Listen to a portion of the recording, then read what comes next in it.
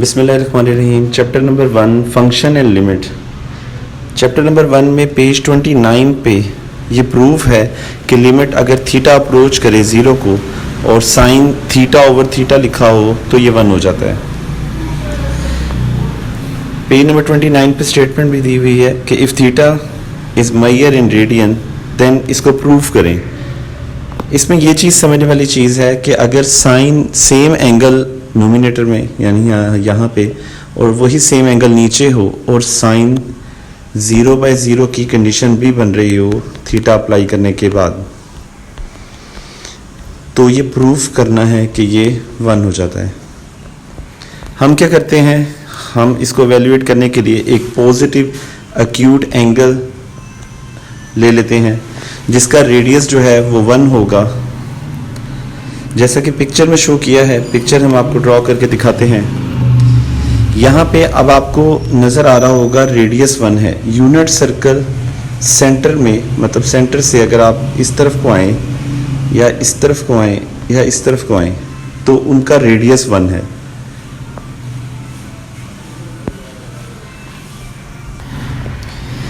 ये हमारा unit circle हो गया, यानी कि रेडियस 1 ले लिया। ये रेडियस 1 इसलिए लेते हैं कि कैलकुलेशन करने में आसानी हो, कि कहीं भी हमने OA यूज़ करना हो तो हम उसकी जगह 1 यूज़ करेंगे, कहीं हमें OB यूज़ करना हो तो उसकी जगह भी हम 1 आसानी से यूज़ कर सकते हैं।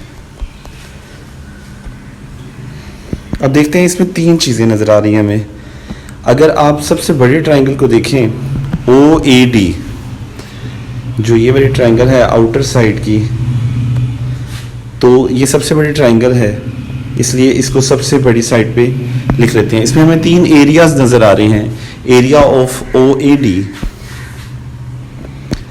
उसके बाद आप देखें एक स्मॉल ट्राइंगल है, यहाँ से अगर आप देखें तो एक स्मॉल ट्राइंगल आपको नज़र आती है, तो उसको उठा के यहाँ लिखा है समझाने के लिए।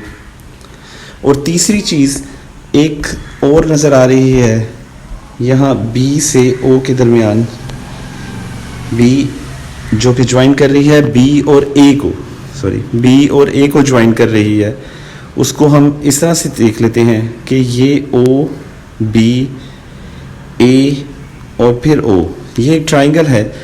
इस पे जो हमारा यूनिट सर्कल है वो इस तरह से कर्व शेप में जा रहा है और वो यूं बनेगा। और ये छोटा सा जो है आपको एक पिज़्ज़ा की शेप नज़र आ रही होगी, a small piece of pizza नज़र आ रहा होगा। मीन ये सेक्टर बन रहा है। तीनों शेप्स यहाँ पे अलग अलग इस तरह से देखी जा सकती हैं। अब अगर इनके एरियाज देखें तो हमें एरिया ऑफ ट्राइंगल, यानी कि यहाँ पे एरिया ऑफ ट्राइंगल हमारे पास फॉर होना चाहिए 1/2 बेस इंटू हाइट। अब बेस कहाँ है इस ट्राइंगल में, OAB में, तो देखें OA और B। अगर मैं इसको यहाँ ड्रॉ कर लूँ OAB इसमें, तो इसमें बेस हमें पता है कि बेस है OA और हाइट जो है वो वर्टेक्स से ड्रॉ होती है, यानी कि B से C, ये हमारी हाइट है, यानी कि BC जो है वो हाइट है। इसको हम आगे यूज करेंगे। उसके बाद सेंटर में है एरिया ऑफ सेक्टर OAB, ये जो कर्व शेप है, सेंटर में हमारे पास एरिया ऑफ सेक्टर है। एरिया ऑफ सेक्टर का हमें मालूम है कि एक सर्कल जो होता है फुल, अगर उसमें इस तरह से कटिंग कर दी जाए तो जो स्मॉल पीस ऑफ पिज़्ज़ा बनता है वो सेक्टर होता है। और फर्दर इसका फॉर्मूला देखें, वो भी यही है 1/2 बेस इंटू हाइट। अब इनको बारी बारी देख लेते हैं, इनकी वैल्यूज़ को। पहले हम इसकी वैल्यू फाइंड करेंगे, R की जगह 1 लगा के इसकी वैल्यू फाइंड करेंगे और इसकी वैल्यू फाइंड करेंगे। अब हम बारी बारी इस ट्राइंगल को देख लेते हैं। सबसे पहले इस स्मॉलेस्ट ट्राइंगल को देखते हैं जो कि हमने यहाँ देखी थी OAB वाली ट्राइंगल।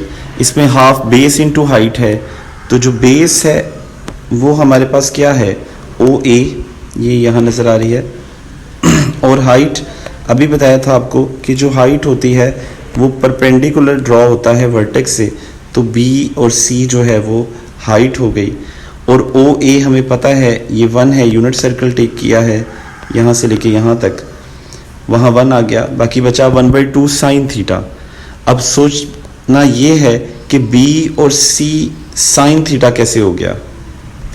तो उसको देखने के लिए हम अगर अपना बेसिक फॉर्मूला देखें, यहाँ पे देखते हैं, इसको थोड़ा सा जूम कर लेते हैं। साइन थीटा जो है वो हमारे पास बी और सी कैसे आया। साइन थीटा हमारे पास होता है परपेंडिकुलर, यानी कि ये बी और C divided by hypotenuse O B, वो यहाँ पे आ गया, और जो ये परपेंडिकुलर है ये यहाँ पे आ गया। तो इस तरह से परपेंडिकुलर डिवाइडेड बाय हाइपोटेनियस, और हाइपोटेनियस ओ बी ये बताया हुआ है कि ये 1 होता है, नीचे 1 लिखने की ज़रूरत नहीं। इसका मतलब साइन थीटा जो है वो बी और सी के इक्वल यहाँ हम लिख सकते हैं। तो साइन थीटा की जगह बी सी लिखा है, और जो ये साइड पे वर्किंग नहीं करनी, ये पार्ट ऑफ क्वेश्चन है, मीन आपने ये वाली जो वर्किंग है ये आपने यहाँ ही करनी है, पहले कर लें या बाद में कर लें, लेकिन ये करनी है। अब नेक्स्ट देखते हैं जो area of triangle, area of sector हमारे पास आया, जो ये आया, इसमें देखें एरिया ऑफ सेक्टर हमने देखा अभी फार्मूला कि थीटा डिवाइडेड बाय 360 था। 360 का मतलब होता है 2 पाई, और यहाँ पे था पाई आर। अब हमारे पास एरिया ऑफ सेक्टर का फार्मूला है थीटा डिवाइडेड बाय 2r², और r की वैल्यू हमें पता है रेडियस 1 है। अगर इस r की जगह 1 लगाएं तो हमारे पास सिर्फ थीटा डिवाइडेड बाय 2 बचता है। तो सेंटर में हम जब भी यूज़ करेंगे अब आगे तो थीटा बाय 2 यूज़ करेंगे। अब थर्ड पे आ जाते हैं, एरिया ऑफ ट्राइंगल OAD। जो ये बड़ी ट्राइंगल है इसमें बेस क्या है, परपेंडिकुलर क्या है। बेस हमारे पास फार्मूला है b इंटू एच, और बेस हमारे पास OA है तो OA आ गई, और हाइट हमारे पास AD है तो H की जगह AD आ गई। OA क्योंकि 1 है यहाँ नज़र आ रहा है, यूनिट सर्कल लिया था तो यहाँ पे 1 आ गया, और जो AD है वो टेंजेंट थीटा हो गया। अब यहाँ पे भी समझने वाली चीज़ ये है कि AD टेंजेंट कैसे हो जाता है। तो अब देखते हैं कि टेंजेंट थीटा बड़ी ट्राइंगल में, जो कैपिटल ट्राइंगल है हमारी OAD, इसमें टेंजेंट हमें पता है परपेंडिकुलर होता है, परपेंडिकुलर है AD, और बेस होता है, बेस हमारे पास है OA, वो यहाँ पे है। OA 1 है, वो लिखने की ज़रूरत नहीं। सो इससे ये पता चलता है टेंजेंट थीटा जो है वो AD है। तो आपने पहले ये वर्किंग करनी है, उसके बाद फार्मूले में वैल्यूज़ लगानी है। तो आपके पास इस एरिया का फार्मूला ये आ जाएगा कि 1/2 टेंजेंट थीटा। ये अब तीनों हो गए हमारे पास सॉल्व। हमने अभी ये देखा कि एरिया ऑफ ट्राइंगल OAB, जो ये थी OAB वाली ट्राइंगल, इसको हमने प्रूफ किया 1/2 साइन थीटा के, वो लिख दिया यहाँ पे। फिर हमने देखा एरिया ऑफ सेक्टर 1/2 थीटा, वो हमने जब r की वैल्यू 1 लगाई तो वो हमारे पास थीटा बाय 2 हो गया। थर्ड हमने देखा OAD बड़ी ट्राइंगल में कि ये सारा इक्वल था 1/2 टेंजेंट थीटा, तो उसकी जगह हमने 1/2 टेंजेंट थीटा लिख दिया। और अब इस सब को इकट्ठा करके देखें तो अब इसको सॉल्व करते हैं। सॉल्व करने के लिए अगर इसको 2 से मल्टीप्लाई कर दें पूरी इनइक्वालिटी को, तो ये 2 सबका कैंसिल हो जाएगा, बाकी बचेगा साइन थीटा लेस देन है थीटा लेस देन है टेंजेंट का मतलब साइन डिवाइडेड बाय कॉस। इस टेंजेंट को साइन डिवाइडेड बाय कॉस में लिख लें। और अब आगे देखें, अगर हम इस पूरी इक्वेशन को, इस वाली इनइक्वालिटी को साइन थीटा पे डिवाइड कर देते हैं, इधर भी साइन थीटा पे डिवाइड, यहाँ भी साइन थीटा पे डिवाइड, और कोस के साथ यहाँ भी साइन थीटा पे डिवाइड, तो सबका साइन कैंसिल हो जाएगा, सिर्फ सेंटर में रह जाएगा। मीन अब हमारे पास इक्वेशन कुछ इस तरह की बनेगी। तो हमारे पास कुछ इक्वेशन इस तरह की आ जाएगी। ये कटिंग होने के बाद 1, सेंटर वाली वैल्यू एज इट इज, और यहाँ पे 1 डिवाइडेड बाय cos थीटा।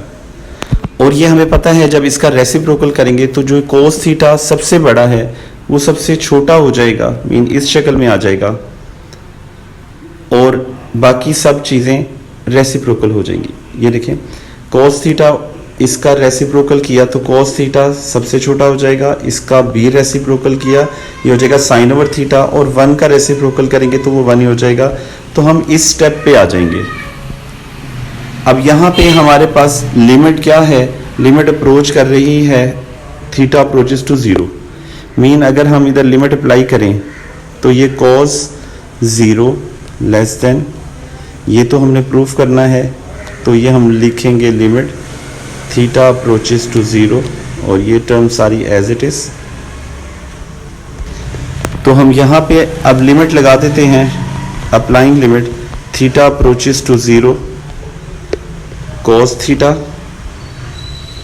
इसके पीछे भी लिमिट लगा दी लेस देन, LT लिख सकते हैं limit theta approaches to 0 sin theta divided by theta, फिर लेस देन, और यहाँ पे भी लिमिट लगा के थीटा अप्रोचेस टू 0 और 1। अब देखें cos थीटा क्या होता है, cos थीटा 1 होता है लेस देन, सेंटर वाली वैल्यू एज इट इज, और कांस्टेंट पे लिमिट अप्लाई नहीं होती, ये भी 1 एज इट इज। तो इस सारे से ये बना कि साइन थीटा बाई थीटा जो सेंटर में बना वो सैंडविच बन गया किसके बिटवीन 1 और 1 के बीच में इटसेल्फ में।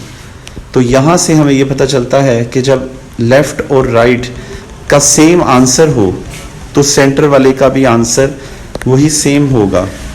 इसका मतलब हमने ये प्रूव कर दिया कि अगर किसी का लेफ्ट लेस देन 1 और राइट मीन 1, और उसके बीच वाली जो भी वैल्यू होगी जो ये है वो भी 1 ही होगी, तो बस इतना सा ही प्रूफ करना था कि ये लिमिट अप्रोच करेगी तो ये 1 हो जाएगा।